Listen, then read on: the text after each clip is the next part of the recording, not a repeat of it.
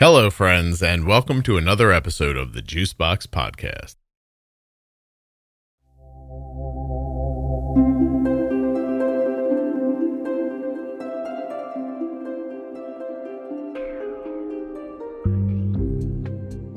Let's see what we've got today. This is Erin. She's 38. She's only had type 1 diabetes for about a year. She was diagnosed with gestational diabetes when she was 36.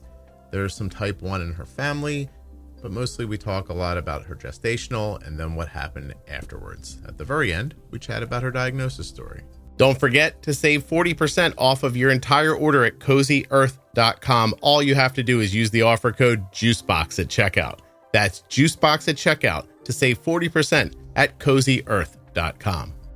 When you place your first order for AG1 with my link, you'll get 5 free travel packs and a free year's supply of vitamin D. drinkag1.com/juicebox.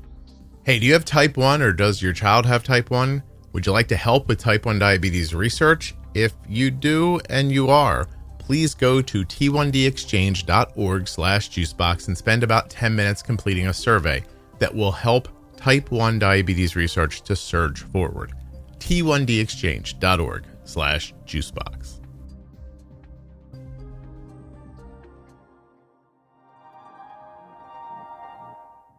This episode of the Juicebox Podcast is sponsored by the Contour NextGen blood glucose meter. Learn more and get started today at contournext.com/juicebox.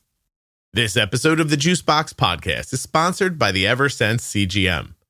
And sure, all CGM systems use transcutaneous sensors that are inserted into the skin and last 7 to 14 days.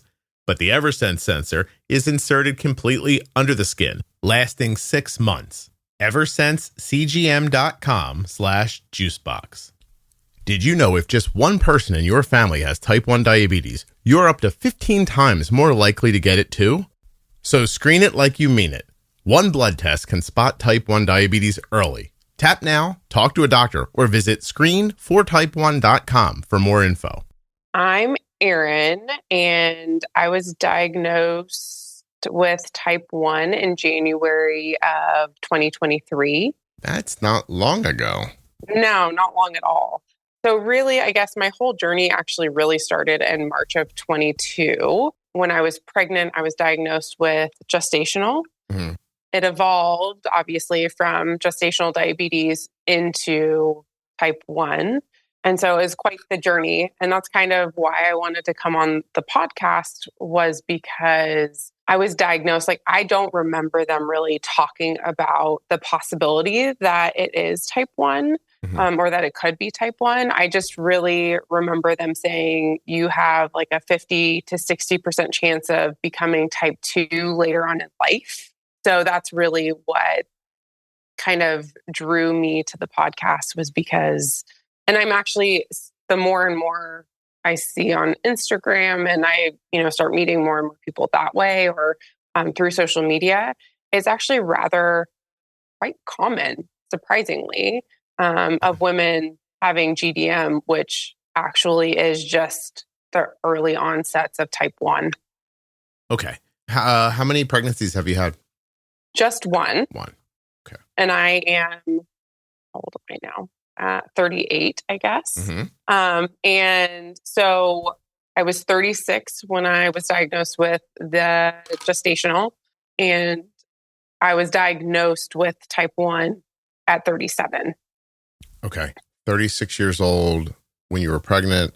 How far into the pregnancy? So I would say, I think I did the glucose test about 25 or 26 weeks into the pregnancy. Okay. Is that test unpleasant?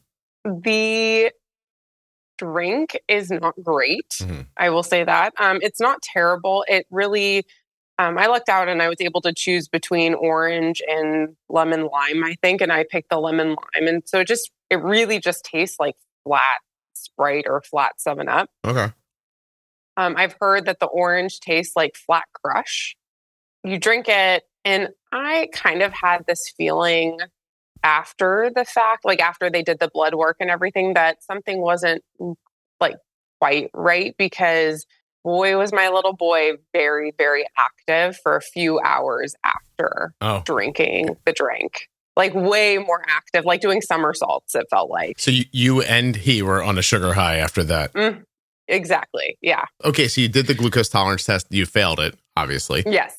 Yeah. They tell you you have gestational, and then what happens? So, and I can actually tell you what my number was because I looked it up. So my number was 297 after the 1 hour glucose test. Is there a range? Do you know? Yes. And they want you between, I think it's like 100 and 130 or 140. Mm-hmm. And then they consider you pre-diabetes at, I think, 141.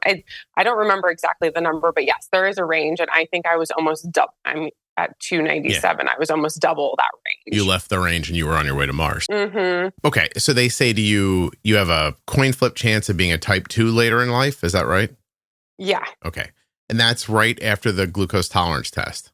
Yes. So in all of the training for gestational diabetes, my insurance company is both insurance and like the medical system. Mm-hmm. So I did the first glucose test, and then I actually had to go back and do a 3-hour glucose test to confirm that it was gestational.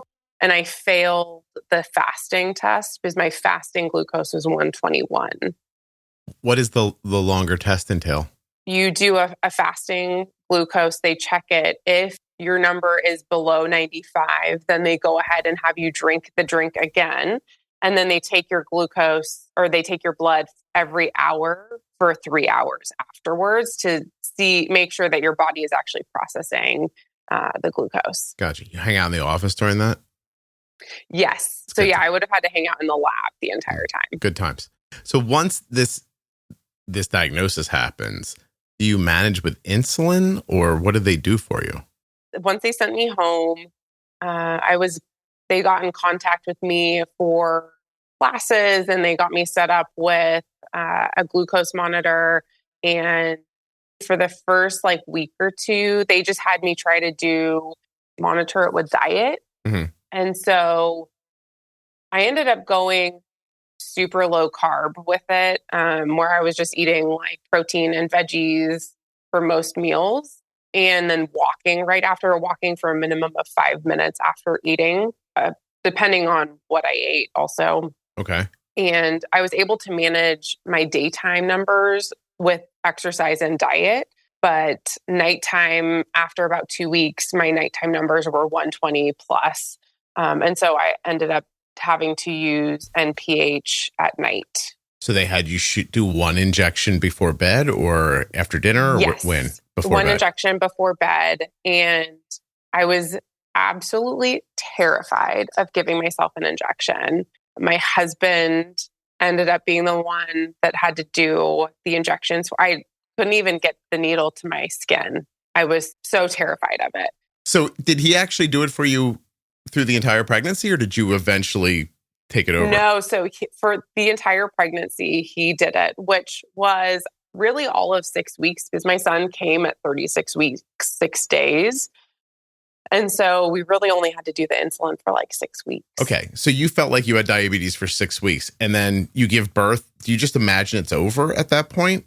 Like what's That's what they told me. Yeah. They were like, now that the placenta's out of you, it's done.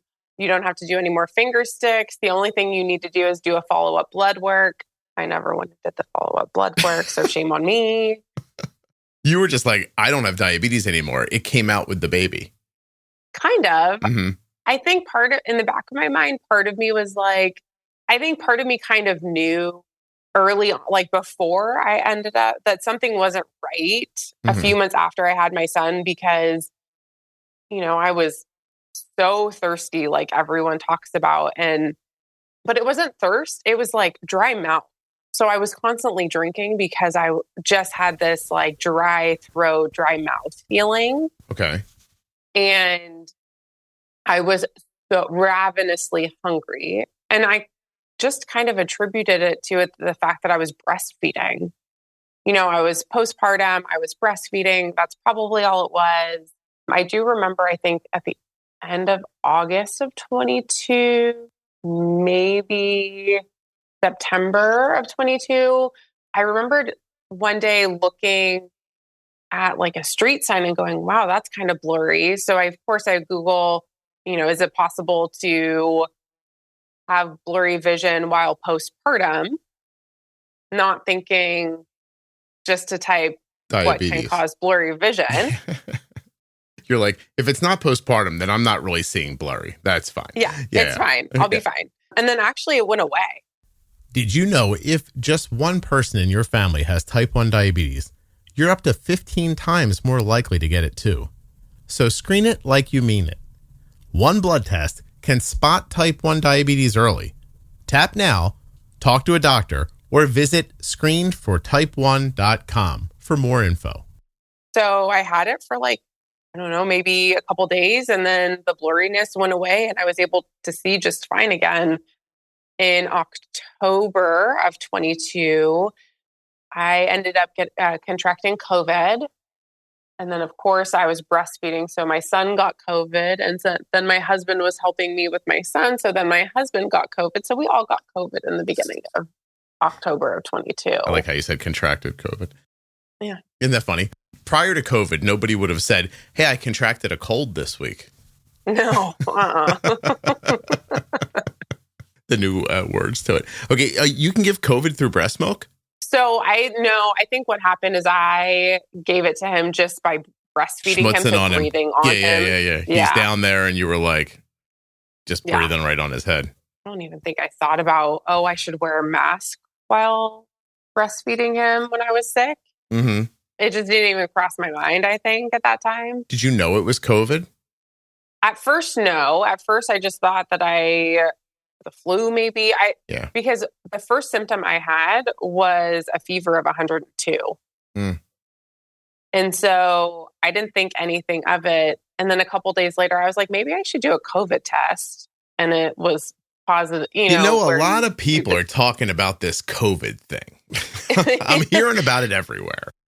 I'm in human resources, so and I live in California, so I have to send out notifications at that time I was sending out notifications when anyone contracted COVID and was in the office. And so I was like, maybe. You're just spitting on that baby while it's breastfeeding. You're like, you'll be fine, kid. Don't worry about it. It'll be fine. Yeah. Okay. So, sorry. Do you think, so because you didn't get the blood work done after the pregnancy, you don't know if your blood sugar stayed up or if the COVID kicked in type 1. So you don't really know what happened, huh? Yeah. So I don't really know what happened. I mean, I did do, I did a finger stick in the morning just to see kind of where I was at. And I want to say I was probably around 100 or so. Did you do that thing where you were like, this thing's probably not even accurate. I'm probably actually 85. Hold on just one second. I'm on my work computer, so I don't want my Outlook constantly dinging. Yeah. So bear with me while I try to get out of everything. As a podcaster, I would like to thank all of you suckers who let people work from home because I have absolutely no trouble recording with people during the daylight hours because of you. And I think you should make all of these people go back into the office. They're stealing from you. What do you think of that? By the way, I'm actually sitting in my office. Of course. You're like, now I'll record a podcast. Then I'll get back to work. Hey, you know what? It's fine. I just watched my wife get up and decide to make a sandwich in between the time where I believe the company she works for expected her to be doing something. So, you know what? It's fine. It's fine. No big deal.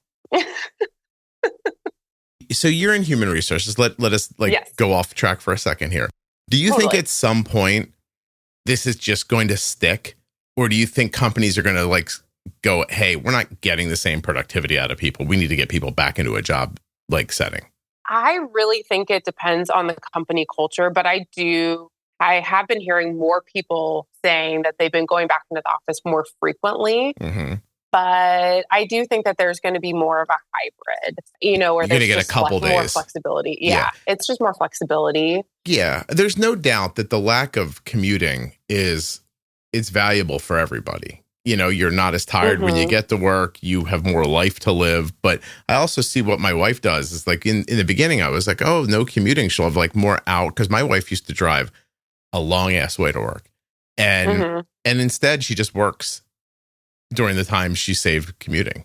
So it's not like, I think there's part of me that thinks the company's getting more out of her by not making her go in.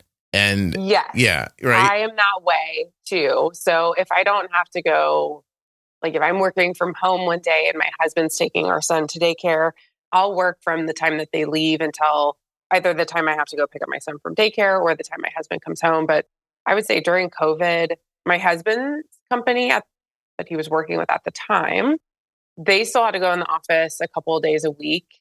And so I would start working from whenever he would leave the house. And then I would work until at least an hour or so after he got home. So I was doing at least 9 to 10 hours a day, 5 days a week. I see all the value. Like I'm not unaware of it, but I'm just old enough that part of me just thinks like, go to work.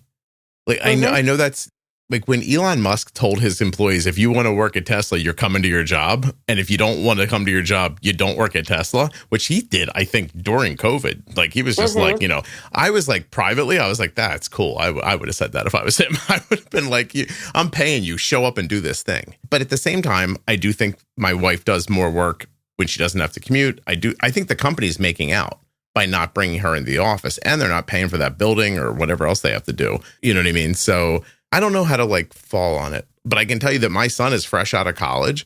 And one of the first things he looks for is either a remote or a hybrid like offering. You know what I mean? Totally. And I think it's a culture thing too. So like the company I work for now, what we do is very abstract. You need the ability to go into somebody's office who might be more of an expert than you and ask some questions. And it's a lot harder to do that when it's only through Teams. But when you have the ability to walk over and be like, hey, can I pick your brain for 5 minutes?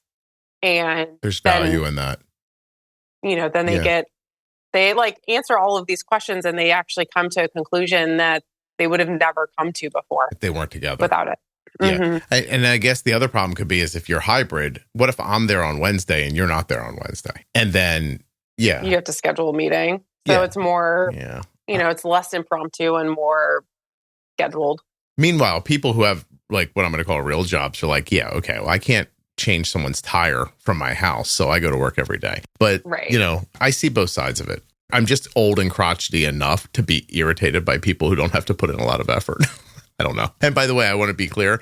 I make this podcast 25 feet from where I sleep. So I'm a bit of a hypocrite on this one.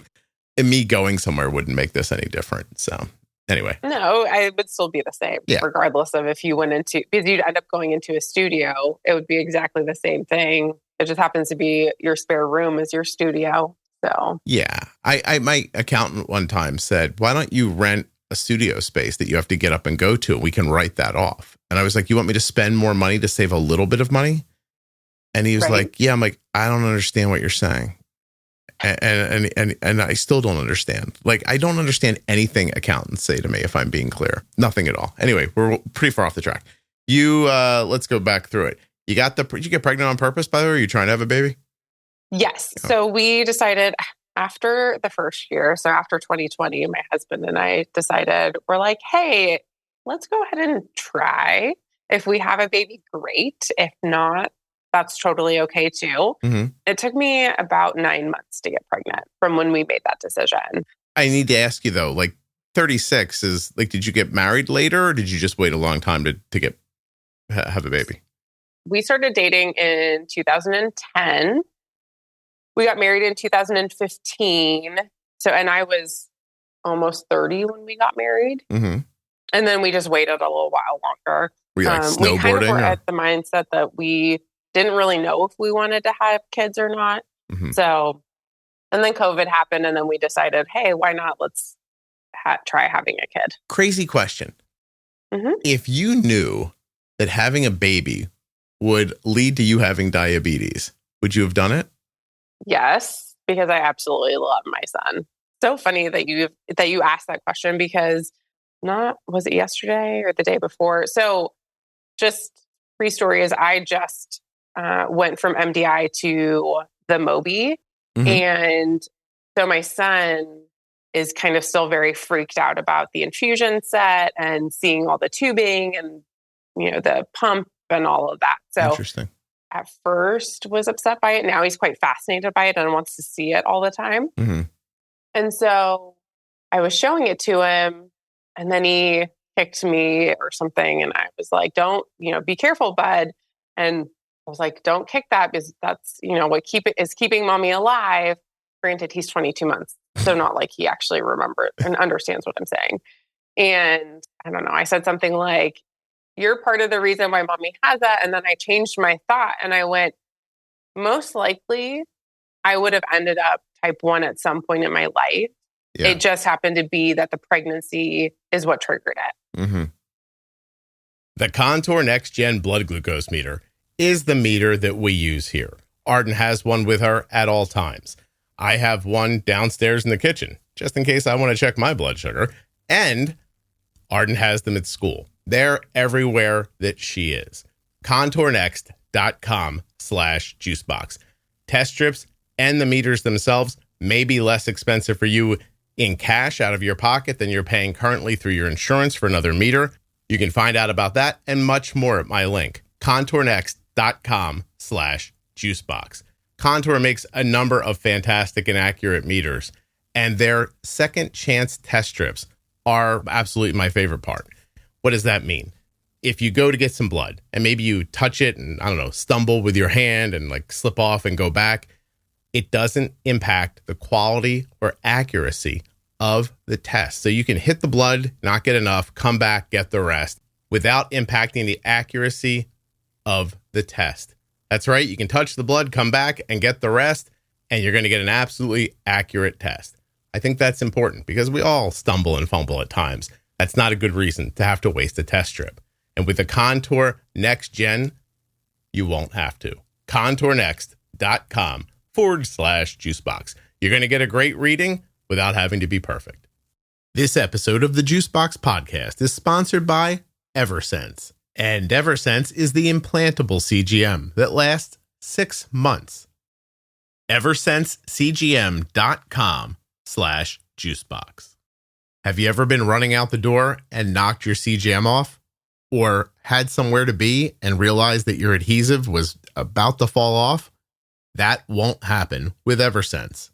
Eversense won't get sweaty and slide off. It won't bang into a door jamb.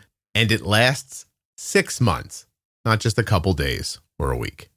The Eversense CGM has a silicone-based adhesive for its transmitter, which you change every day. So it's not one of those super sticky things that's designed to stay on you forever and ever, even though we know they don't work sometimes. But that's not the point. Because it's not that kind of adhesive, you shouldn't see any skin irritations. So if you've had skin irritations with other products, maybe you should try Eversense. Unique, implantable, and accurate. So if you're tired of dealing with things falling off or being too sticky or not sticky enough or not staying on for the life of the sensor, you probably want to check out Eversense. EversenseCGM.com/juicebox. Links in the show notes. Links at juiceboxpodcast.com. I also enjoy listening to the conversations people have with babies that don't understand them because they're by themselves and they have nobody else to talk to. Exactly. Also, maybe you see a therapist, Erin. You know what I mean? Right. I know. And then my internal dialogue after that was, don't say that to him when he's older. He doesn't need to know that that's what triggered you to have type 1. Yeah. It's fine. Yeah. No, I know it's interesting because you definitely can't do that. I mean, between you and I. But, yeah, exactly. I was like, you said it now. He'll never remember that conversation and move on. Yeah. Let's not do that again. It's interesting, though. I mean, it's very, very interesting, actually. I'm impressed that you said it and then thought, why am I should not do that. A lot of people say things and just blow right past it. So it hit you right away. Was it instantaneous? Yes. Yeah. It was like, once I said it, I was like, oh, I shouldn't let him ever think that he's the reason that I have this. Yeah. No, well, that's good. I'm glad you're thinking that way. And I think part of it is that, and kind of going back to the GDM, I was ashamed of it. I didn't tell anyone, like, when I had to do my finger sticks, I hid in my office and like turned my back so nobody could see through my window that I was doing it. I only told a handful of people that I had it. And because I felt a lot of shame for it. Can you tell me about that? Why do you think you felt that way? I think I felt that way because I saw the statistics that like only 10% of women have it. And how could it be me? Like, I think it's just that kind of internal, not like grieving process, I guess. You didn't feel like you did something wrong? I did, I guess, feel like I did something wrong. But then at the same time, I was like, but I didn't. And so everyone was telling me, you didn't do anything wrong to have this happen to you. But it just, I just remember not wanting anyone to know and just feeling ashamed of it. And I remember when they told me, they sent me home from the glucose test, that I started to cry because I was so ashamed of it. Not because and I just you were kind of like, why me? Like, why am I the one that has this? Yeah. Not angry or confused or even sad, but specifically ashamed. Mm-hmm. Yeah. Yeah. Gotcha. Has that gone away? Yes, now it has. It's gone from, and I know I mentioned earlier that I don't care about like Instagram and that kind of stuff, and that's not why I'm on here. But I feel like I've used that as kind of a platform to talk about it and feel less ashamed over it. And once I got out of the hospital, I felt inclined to share my story and I don't share every day, but it just kind of blips and, stories and Instagram and things like that, and just kind of talk about my journey and what's going on. And once I was diagnosed, I think that's where I was like, got over that kind of shameful feeling. And when this is my new normal, so Right. let's just go on and accept the fact that I had GDM and now I have type 1. And now what am I going to do moving forward in this new normal? I have a question. Yes. So sharing digitally about this, did it help you in real life? Yes. Okay. So it's not just that you abstractly don't have a problem with it anymore. You can tell people about it through Instagram, for example, but that's translated over into what they call IRL. Yes, okay. Exactly. All right, good. Well, that's interesting because, so often people tell you what's wrong with social media. And this is an example of something where it helped you. Yes. I just didn't know if it would have been interesting if you were able to share online, but not in person. You turned your back so people wouldn't see. Mm-hmm. Oh, I'm sorry. And now I have no problem. I mean, in the beginning, I definitely struggled with doing my injection. So like if we went to a restaurant, I would typically pick out what I was going to eat ahead of time, inject either right before we went in, or I would order and then I'd go out to the car and inject and then come back. And then probably about a month or so after being diagnosed, I was like, I think I listened to one of your episodes where you stopping and saying something to, I think it was a little girl who was injecting at a table. Yeah. That got me out of jury duty years later. I'll tell you how. Well, there you go. Finish your story. I'll tell you how. So I think hearing that made me go, it's okay. People aren't really paying attention to you anyways. They're paying attention to themselves. And from then on, I had no problem with it. I think around work and around coworkers, there were very few people I told at first. And now I'm much more open about it. And what was their reaction? Was it what you expected?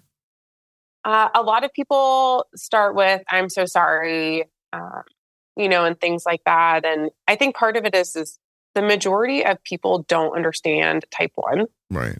They understand the concept of diabetes, but they have no concept of what type 1 means.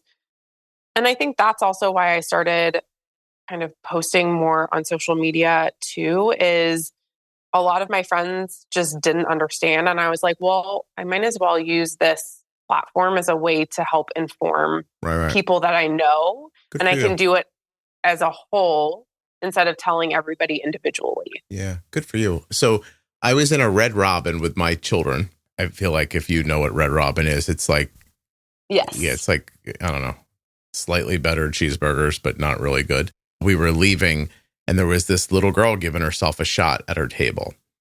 And I just happened to be walking by as we were leaving, and I made eye contact with the mom. And then I said to the little girl, I'm like, good for you doing that at the table. I said, I'm proud of you for giving yourself your shot here. And I said, my daughter has type 1 too. My daughter waved, and we kept going. It was like that quick.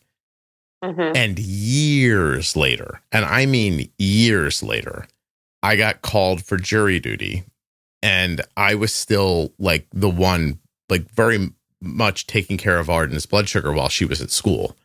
And I was worried that if I got called for a jury that I wouldn't be able to interact with her and manage with her. So I called the courthouse and I started explaining this to this person on the phone who ends up being the mom from the restaurant. Oh, how funny. And she let me out of jury duty. Isn't that great? That's fantastic. Yeah. I didn't know. See, acts of kindness. Can't get paid back right away. You got to wait. Exactly. It all comes around. How insane is that?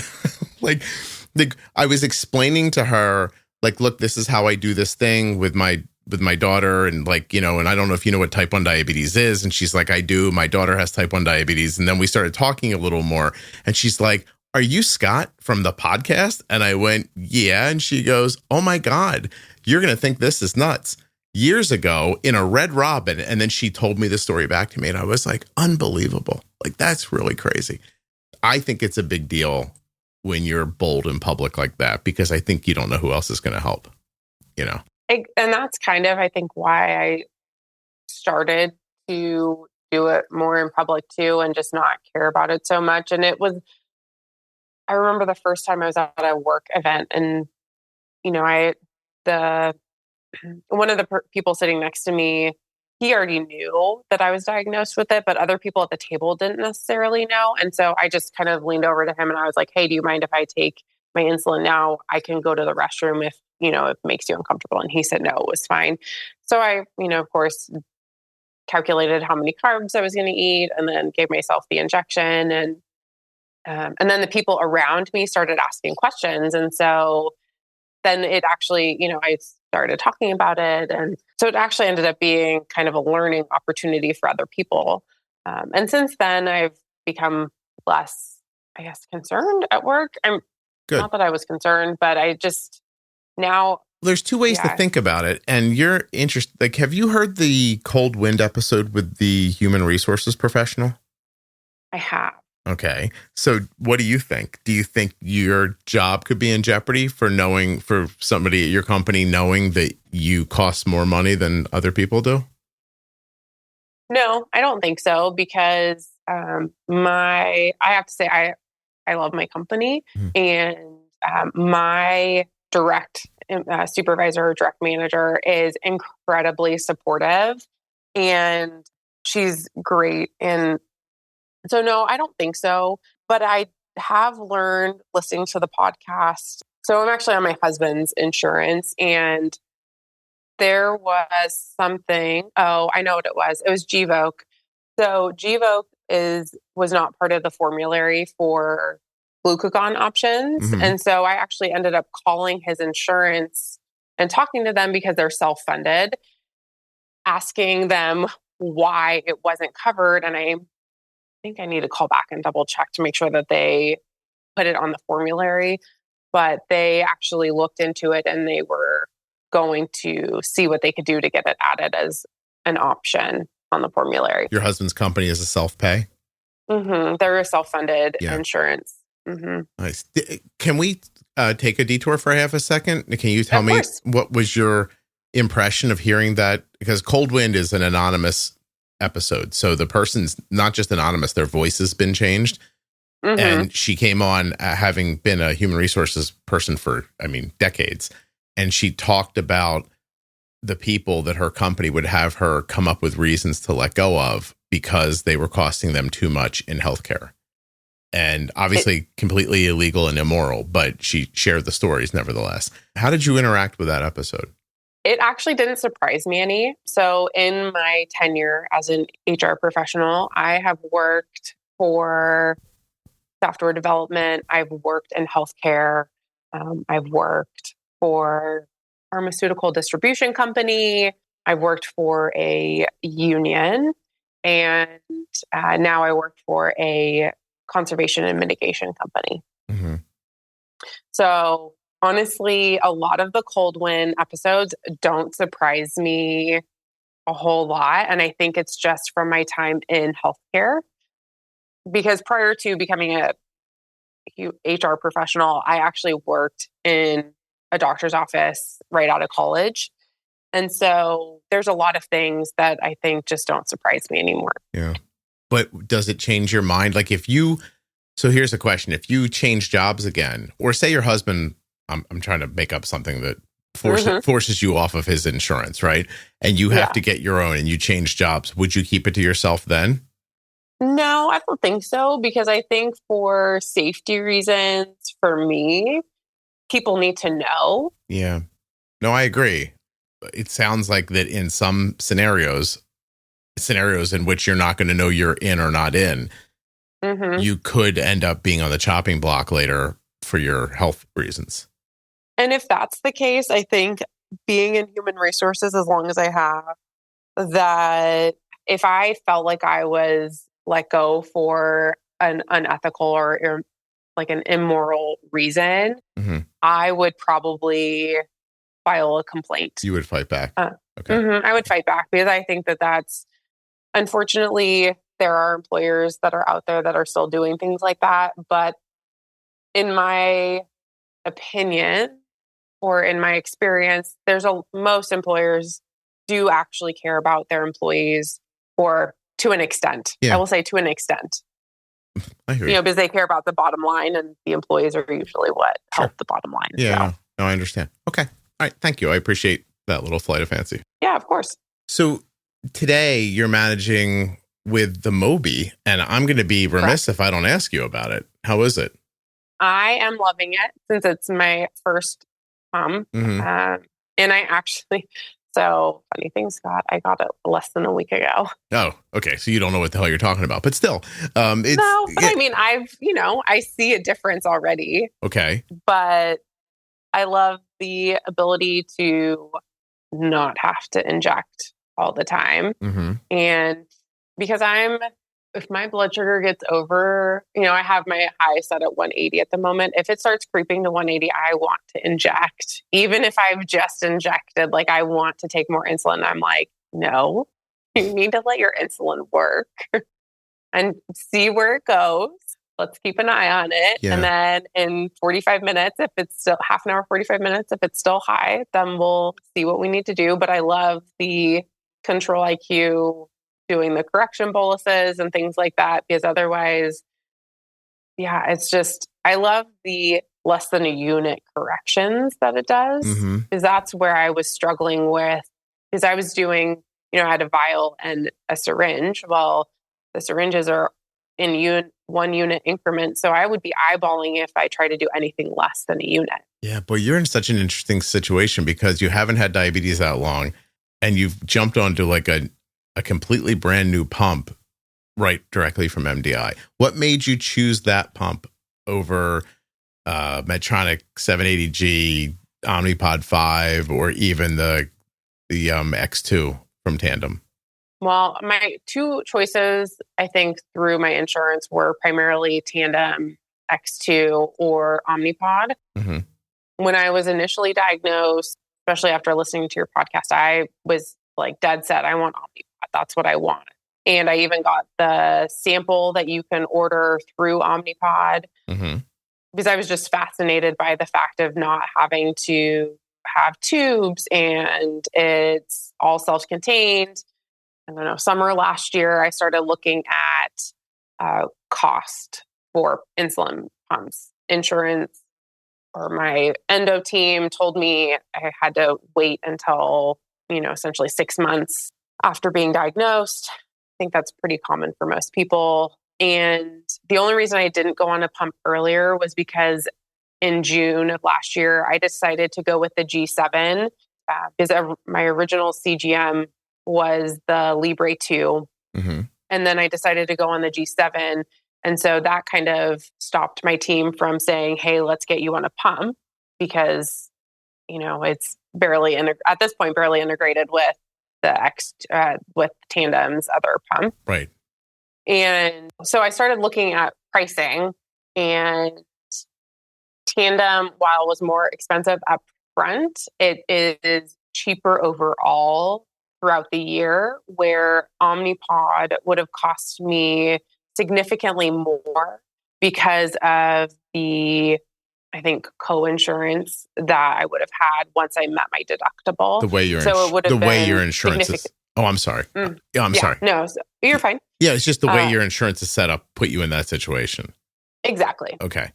Exactly. And then I think at my October appointment with my endo nurse practitioner, because my endo team is a nurse practitioner and a CDE, mm-hmm. and then an MA within the group. And so my nurse practitioner at my October appointment was telling me about Mobi, and she said, I really think that that's going to be a good fit for you and your lifestyle and the things that you want. And so I was super excited when she said that.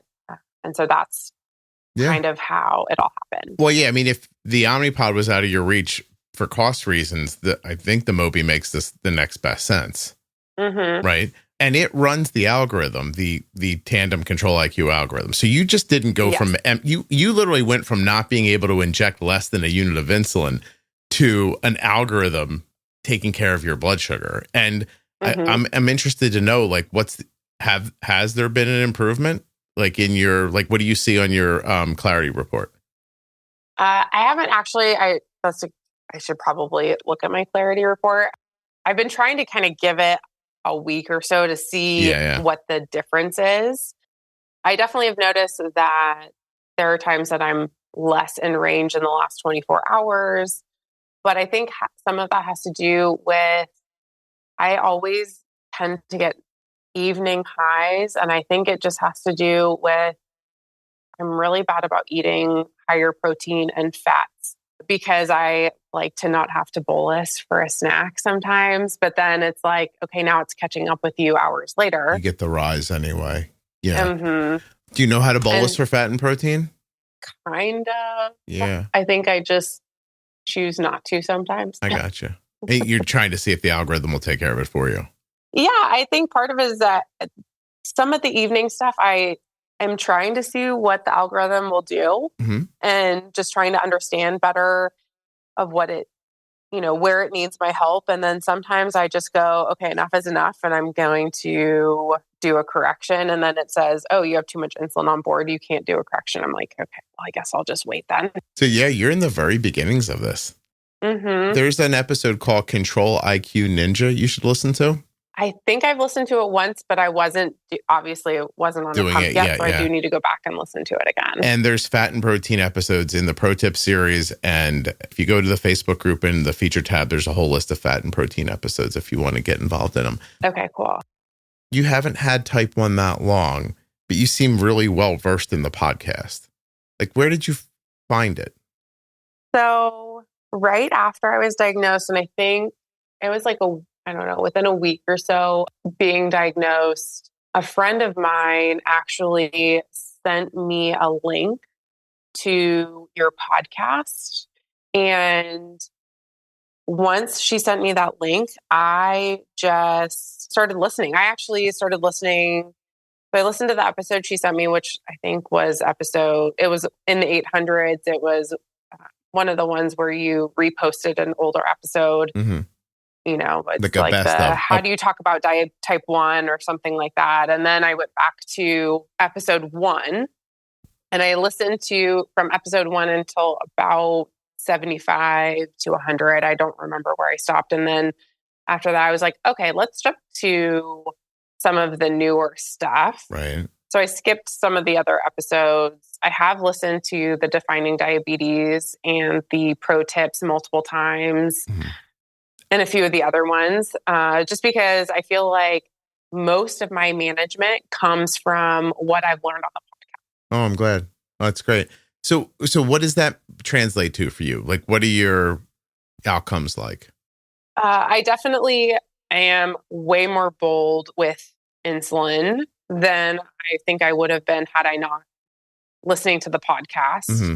I feel like I have a lot more confidence than I would have or than I did. Nice.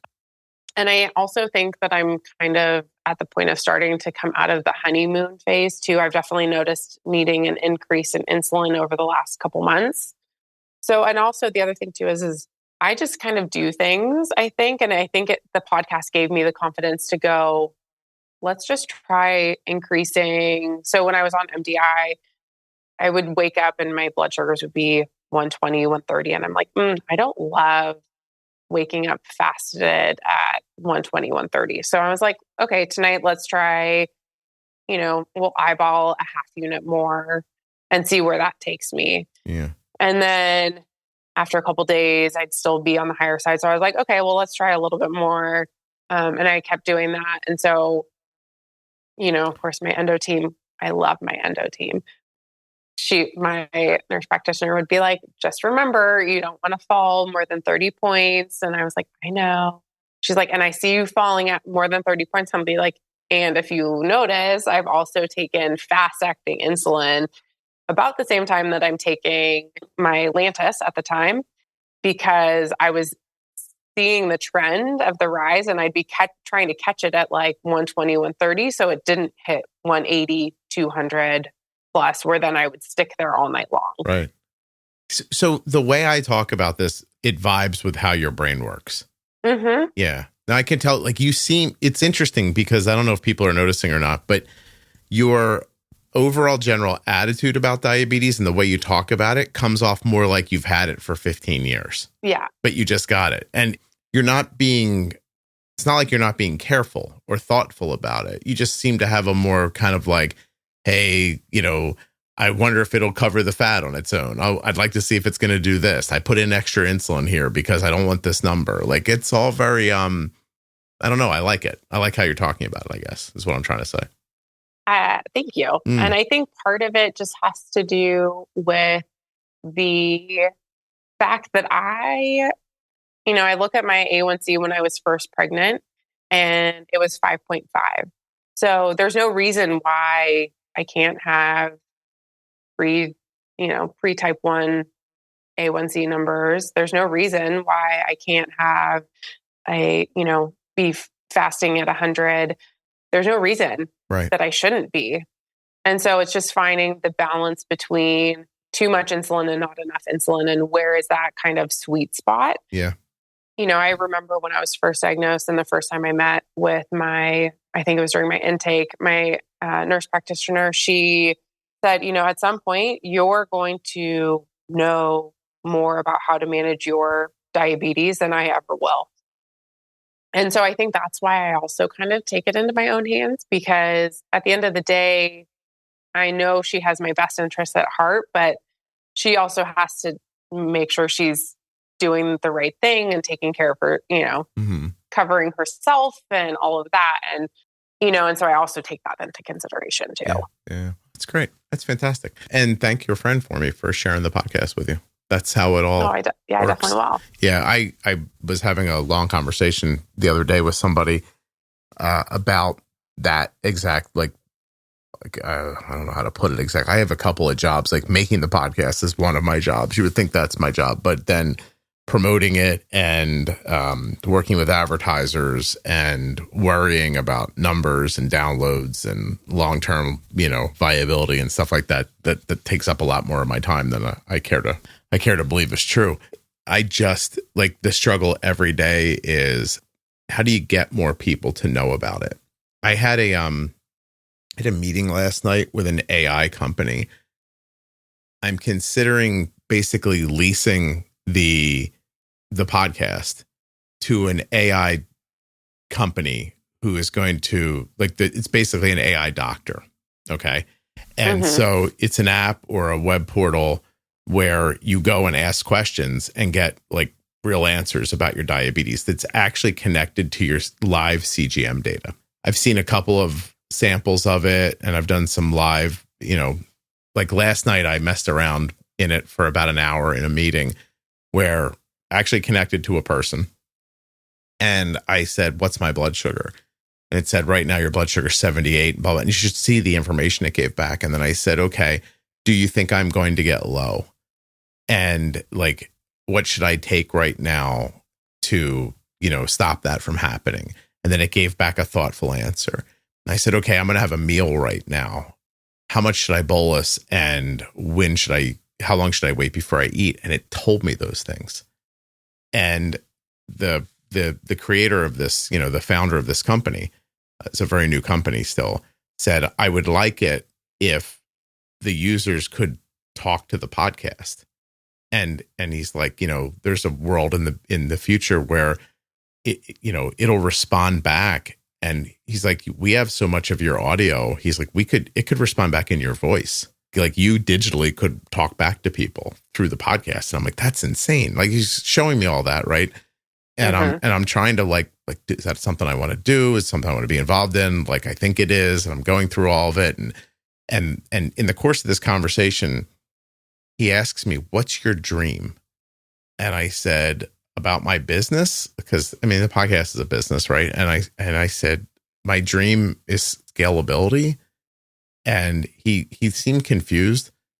And because I didn't say like, I want to make a bunch of money, or I don't think I said any of the things that he expected me to say. Right. Yeah. And I was like, I said, listen, I try not to say this out loud because I don't want people to take it the wrong way. And I was like, but there's this scene, and this is not an apples to apples comparison, but there is a scene at the end of Schindler's List where Oskar Schindler realizes he still has a piece of jewelry, something that he could have traded for a person for their life. And that he, almost mistakenly didn't do this. And now he's looking at this piece of jewelry that he's wearing and realizing it's another person. It could have been another person. It shouldn't be lost on anyone looking at about how many people he helped, like so many people. But what he was focused on was the one person he didn't get to. And I swear to you, and again, the Holocaust and my diabetes podcast have nothing to do with each other. But that feeling, I feel like that all the time.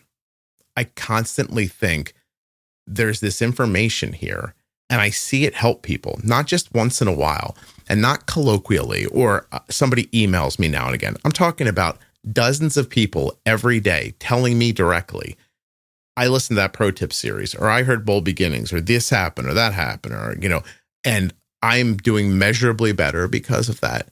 And as heartened as I am by that, or by hearing you tell me how valuable the podcast has been for you, right after I get that nice little burst of, oh, this is helping, that's nice, there's a voice in my head or a devil on my shoulder or whatever it is who just says, why can't you reach more people? And so I constantly feel like I'm failing. That makes sense. And absolutely. Yeah. And but go ahead. Think it's I totally get what you're saying. And I think that's just, we always look for what can we be doing better, and how can we reach more people? And I definitely share the podcast and the Facebook group with, because on Facebook, I'm in a couple different adult diabetes groups, and people are like, I'm newly diagnosed. And I go, oh, you have to check out the Facebook group, and you need to check out this podcast. Yeah. It is super helpful, and it's helped me. And I will send them links of, the defining diabetes, the pro tips, a link to the group. And because I agree with you that we all, those of us in this realm, it's all about how we share the information with others that are new and coming into it. But then also, how do we reach those that are already, in it and doing their own thing and think that they're doing great, but don't realize that they could probably be doing a little bit better. They're struggling. Yeah. And they don't know it or don't know it. So that's beyond me. Like, so I said to him, so my dream is that there was a way to accomplish that, because right now I am completely hamstrung by the idea that it is a word of mouth medium. There's not much more I can do about it. And I don't think everybody would enjoy listening to me. I don't think everybody would maybe even understand, but I've seen such a response that I feel like I would like people to have at least the knowledge that it exists so that they can make the decision.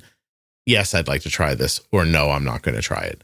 And that way I'd feel more confident that I did more and that more people could possibly find value with it. That's pretty much it. So, anyway, it's nice of your friend to tell you about it. And that's what made me think of. No, absolutely. And I find it fascinating. If you Google type 1 diabetes, I think your podcast is usually one of the first things that pops up now. So, or at least when I Google search it. So I just find it fascinating that it's definitely there. And that I feel like I hear a lot of parents talking about that, when they're in the hospital with their child, they start Google searching and all of a sudden, your podcast comes up and they talk about how the podcast has helped them too. So I just find it kind of interesting how it all comes together. Not fast enough for me. I'm also very competitive, so that's mixed in there.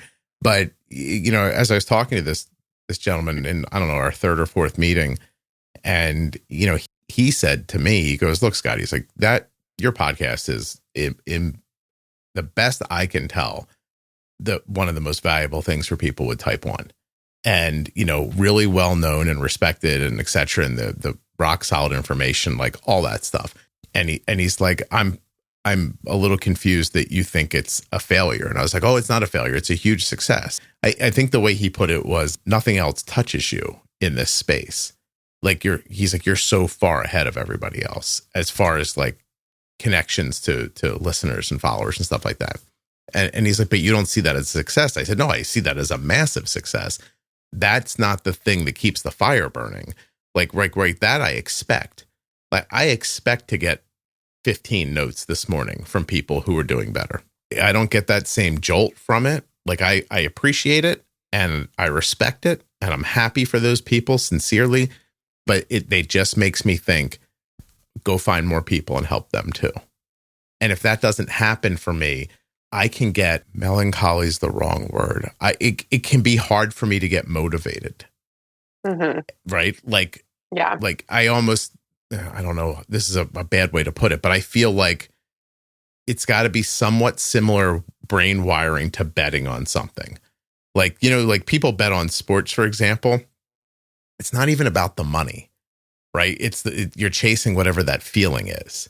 And that endorphin rush. Yeah. And I want to help more people.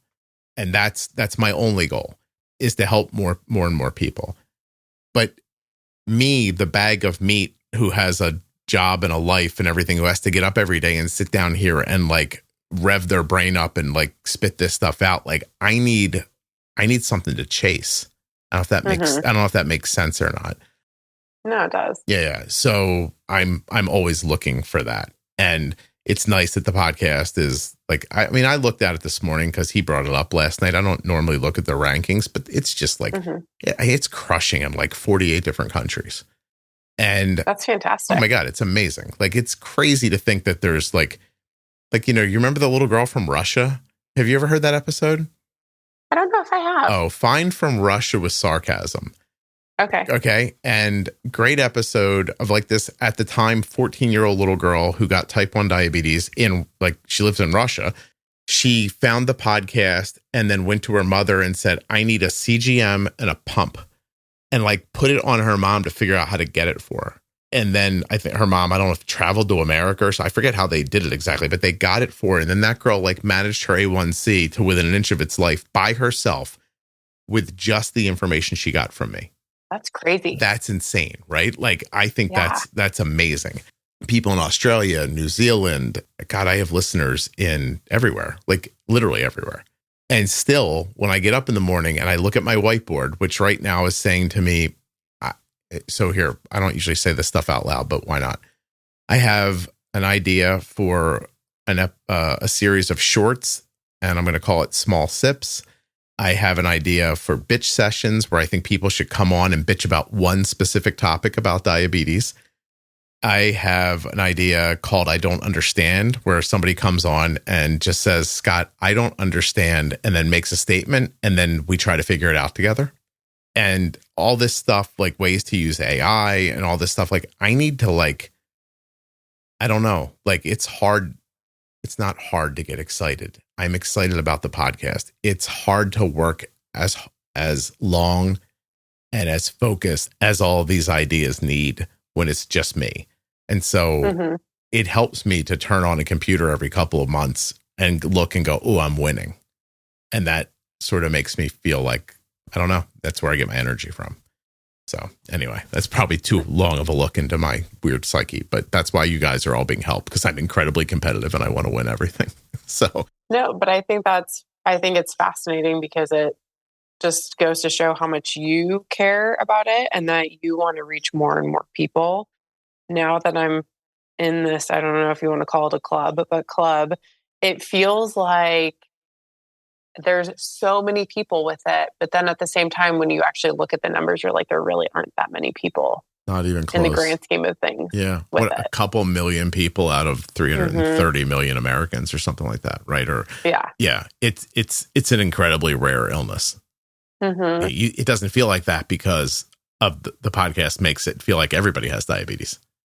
Absolutely. Yeah, which is part of the charm. It does. Yeah. That's what it makes you feel good about it, because everybody you talk to has type 1. And I think that's the same thing with like the Facebook groups too. It makes you feel like, oh, there are a lot more people out there that experience the same things you do every day. Yeah, it's comforting. And it is. Yeah. It is comforting. And it's also kind of going back to why I started, or when I started sharing on social media. I think one of the very first like stories or posts or anything that I did when I got my CGM was I, posted a picture with my Libre 2 on the back of my arm, and somebody that I knew, years ago that I used to do ballet with when I was younger, she sent me a message, and she's like, kind of like, why are you wearing that? Like, are you wearing that just because for health reasons? She didn't say it that way, but, trying to understand why I was wearing it. And then I explained it to her. And so she told me she actually was diagnosed with type 1 a few years ago. And so that we've totally reconnected because of type 1. And so it's just really interesting. I like how she approached you. Like, you're not doing that like bro science thing with the CGMs, are you? Right. I now looking back on it, I see how she could totally think that. Yeah. But yeah, no. I was like, no. My baby gave me diabetes. Exactly. But, in talking with my parents, also, my maternal grandfather had diabetes.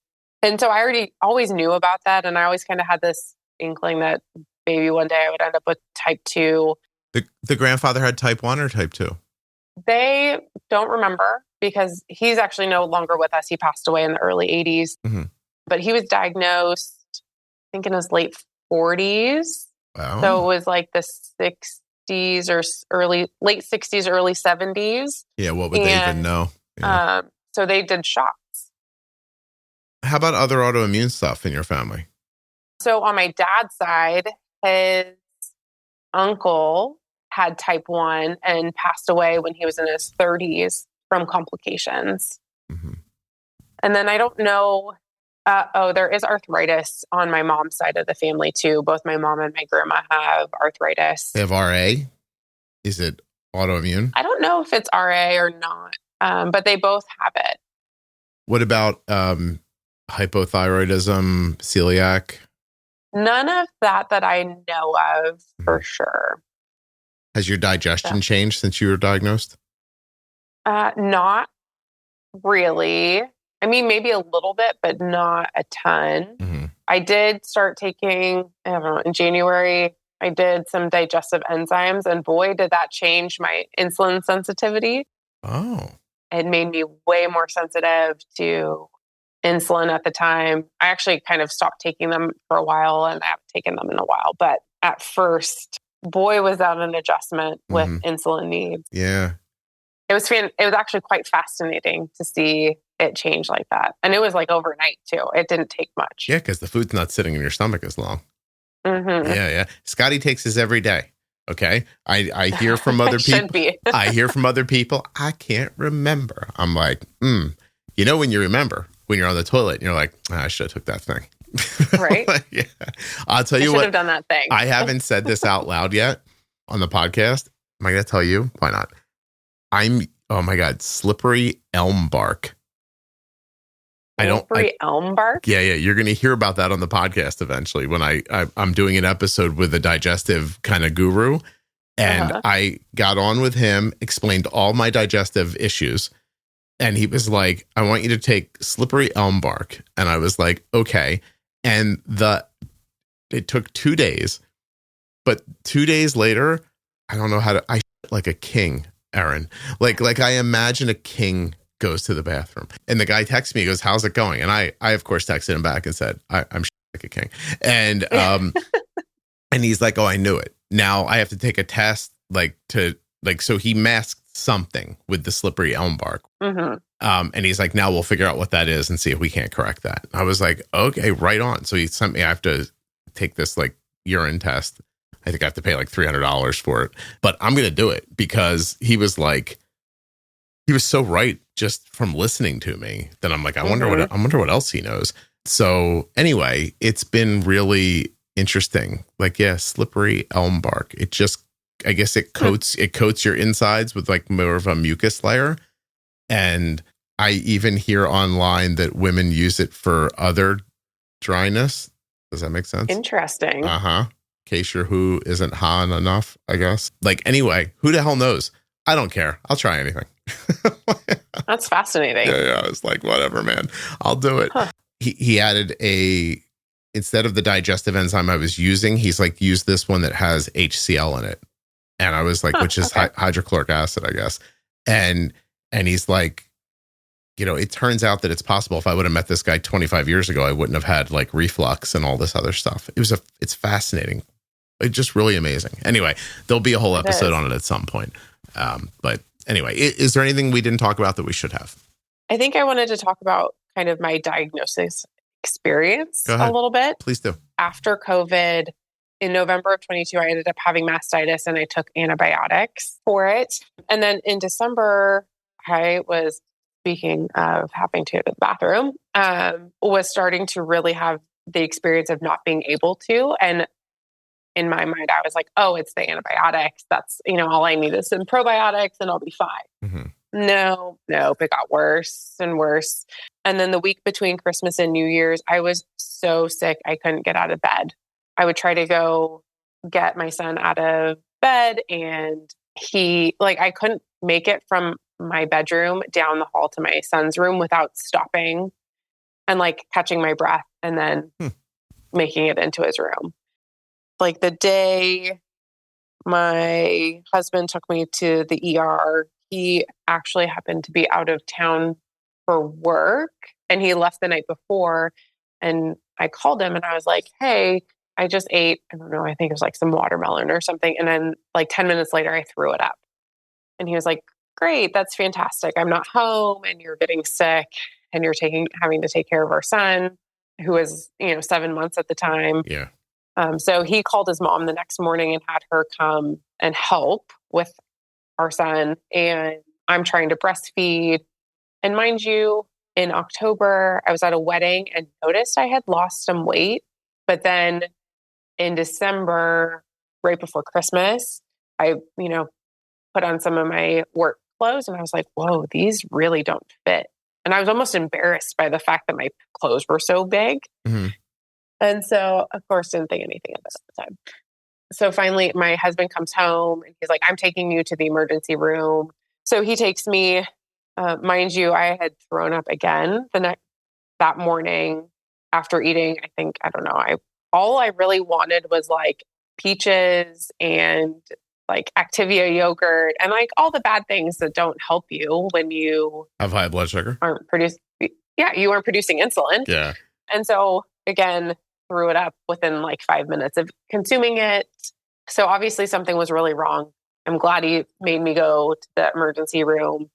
When I got there, this was COVID time Right. in the hospital. And so they had like a nurse sitting at the front door who did like kind of a pre-check in. And, I told her, hey, I'm not able to go to the bathroom. And, I'm just not like, I'm super nauseous and I don't feel good. And she told my husband told me later that she told him that she doesn't think that it's what I think it is. She thinks it's something else. Mm. They wheel me over to the intake area. They get me on the scale. I look down and I'm like, I just lost like 30 pounds in like 3 weeks. Wow.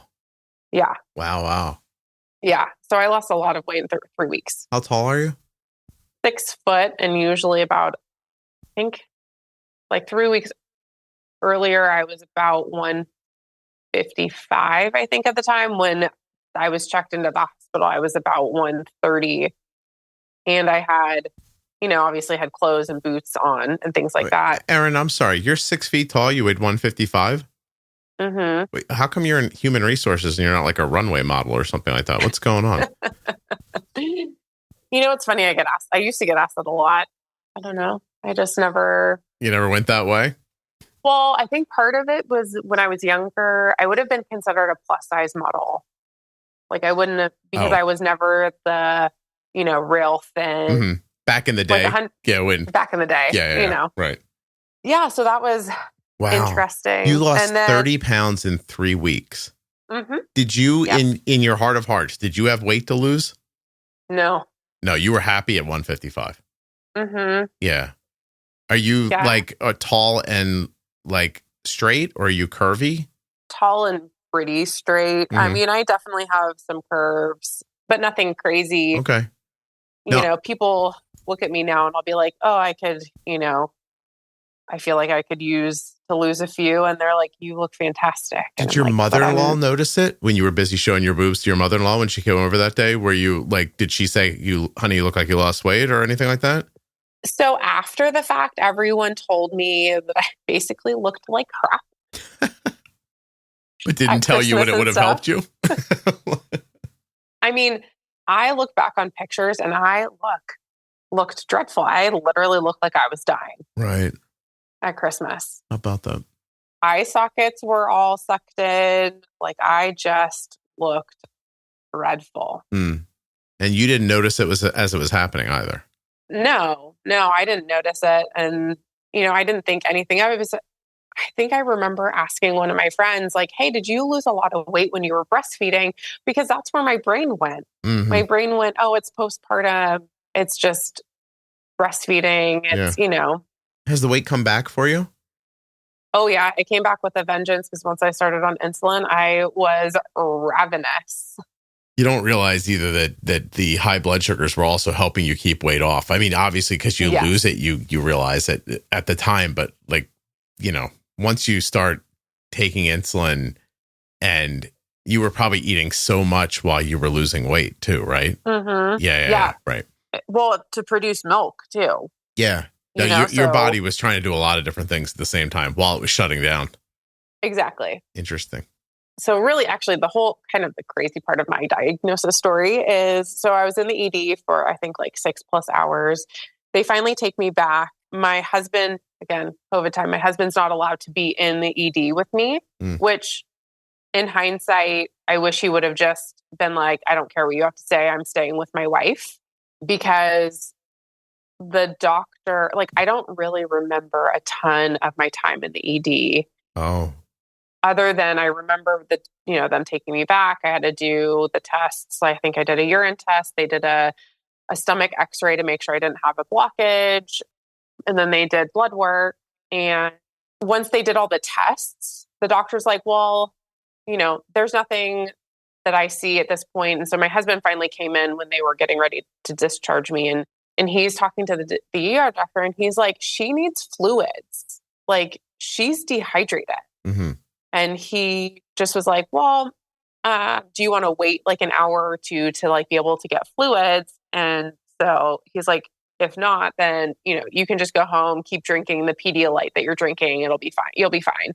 And he sent me home with like a bunch of like laxatives and Wait, did you get like discharged without a diabetes diagnosis? Yeah. Oh, Yep. Jesus. So I this is this is the kicker. Go ahead. So they discharge me. They send us to the pharmacy. We collect all the things that he ordered. We get in the car. We drive the 20 minutes home. We get home. I get back in bed. And then within 10 or 15 minutes of getting home, the ER doctor calls me and goes, we need you to come back to the ED. Your blood sugar was over 500. Oopsie. Yeah. Our fault. So, yeah, you shouldn't have let me go. They let you leave without seeing the blood work they took? Mm-hmm. What the f- did they take the blood work for then?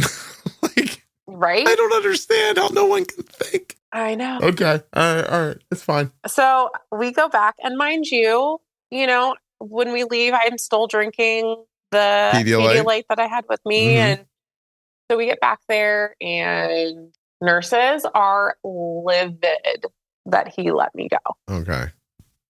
And they do a finger stick, and I read over 600. Wow. Yeah. So, because obviously I'm drinking Pedialyte, so of course my blood sugar is going to keep rising. So that particular doctor ended up getting off the shift by the time I got back. So his colleague checked me out, and he had me, of course, again, COVID time. So I had to have a mask on. So he had me pull down my mask, and he's like, I can smell the ketones on your breath. So he's like, we're going to get you in a bed right away. Right away is 2 hours later, because, it was right after, it was the beginning of the year. So I think it was like the first full day. COVID Palooza. It was like January 3rd or 4th. Yeah, it was COVID Palooza. Yeah. And there were over 200 people in the ED at the time. And so finally they get me in. He sees me still in the hallway, and he gets mad, and they finally get me into a room and get me on an insulin drip and an IV and all that. And so I'm in the ED, I don't know, almost 24 hours, I think, before they get me into a bed upstairs in the hospital, because the ICU didn't have a room for me. So they had to get me to a point where I could be in a non-ICU room, because I responded to insulin pretty quickly. So they get me upstairs. The first room that they put me in was a room that was made for one patient, but because of COVID, they had 2 beds in the room. I was in the bed that was in the corner with no call button. Like they had a extension cord basically that I could like push the call button, but it would go to the main bed in the room. Yeah. So all my belongings were on the bed with me. Mind you, I also had a breast pump. They got me in one of the hospital breast pumps. I hadn't nursed or pumped in over 24 hours at this time. They put the pump at the end of the bed.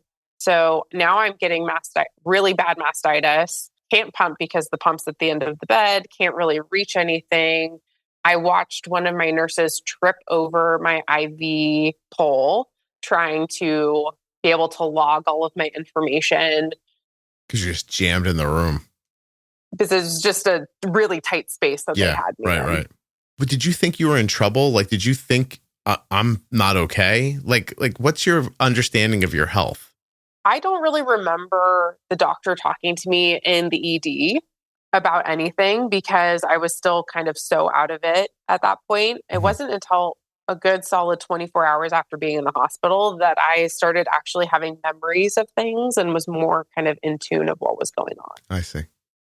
So I remember looking at the whiteboard, with my information, and it says insulin dependent. And I Google, I'm like, insulin dependent, what does that mean? And so then I see that it says type 1, and for some reason, like this, like relief came over me and was like, at least it's not type 2. And then I was like, you don't know anything about type 1 or type 2. Why is that a thought that you had? I don't know. It was just a crazy. Also, your blood sugar was over 600. So, Yeah. Probably not thinking very clearly either. No. And they did a COVID test. And so, my husband stayed with me until, 6 a.m. the next morning. He went home to go take care of our son because my mother-in-law was still taking care of him. And then they come back to bring me some things and they're not allowed in my room. And the nurse was actually rather angry that the security let them back to see me because I tested positive for COVID. Oh, okay. I didn't have COVID symptoms. I had COVID in October, and the hospital said no, that they would not retest me to see if it was a false positive. Yeah, they had the positive. They were going with that then. Yep. Yeah. And so I didn't get to see my son for like 4 days straight because of it. Wow. Well, what fun. Yeah. Jesus. Yeah.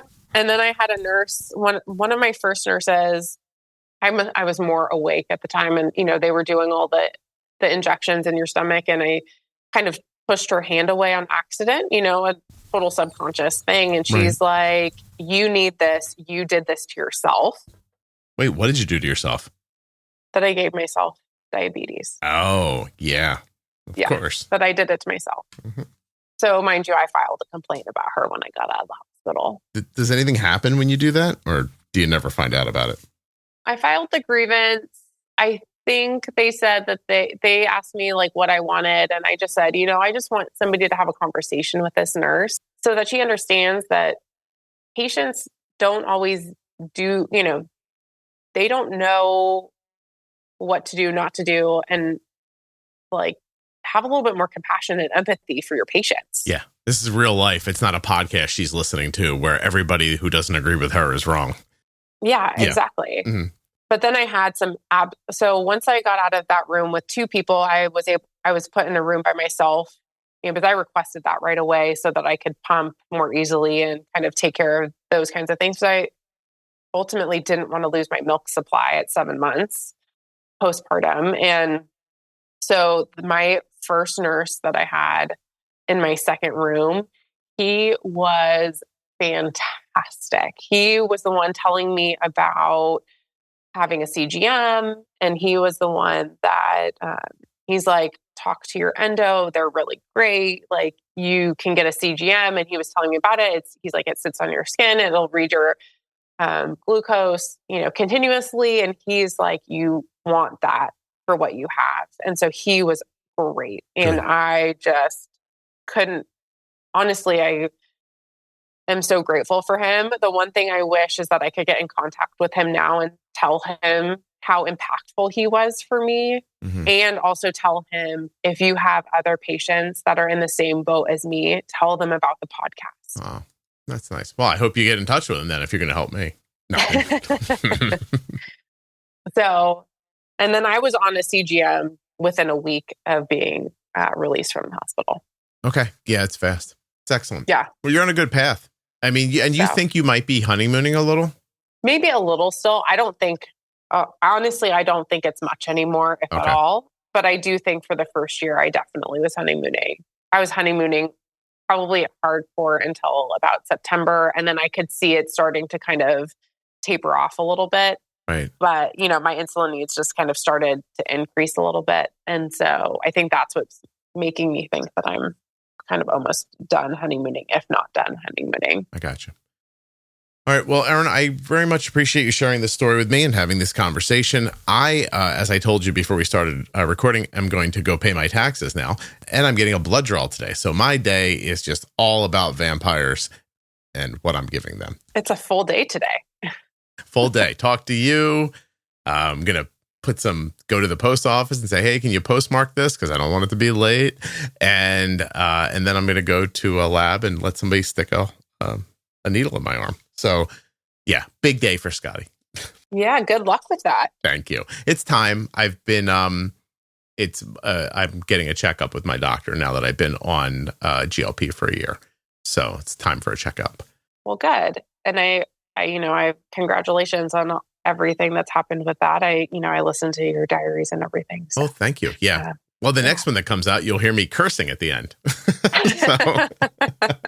But it's going very well. It's hard to be upset, but I had a setback last week that it just surprised me and pissed me off all at the same time. And it landed on the day when I had to make the diary, and I'm making the diary and I'm like, God, I'm mad. So anyway, Work in progress. But thank you. It's very, very kind of you. Hold on a second for me, and I will, Okay. hold on.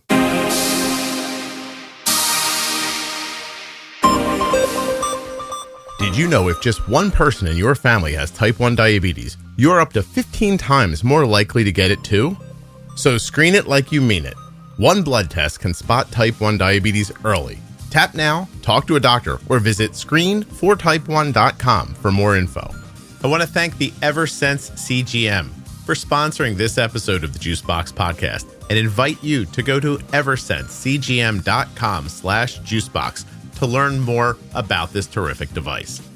You can head over now and just absorb everything that the website has to offer, and that way you'll know if Eversense feels right for you. eversensecgm.com/juicebox. A huge thanks to the Contour NextGen blood glucose meter for sponsoring this episode of the Juicebox Podcast. Learn more and get started today at contournext.com/juicebox. If you're not already subscribed or following in your favorite audio app, please take the time now to do that. It really helps the show.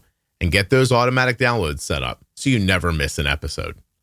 Thank you so much for listening. I'll be back very soon with another episode of the Juicebox Podcast. The episode you just heard was professionally edited by Wrong Way Recording. WrongWayRecording.com.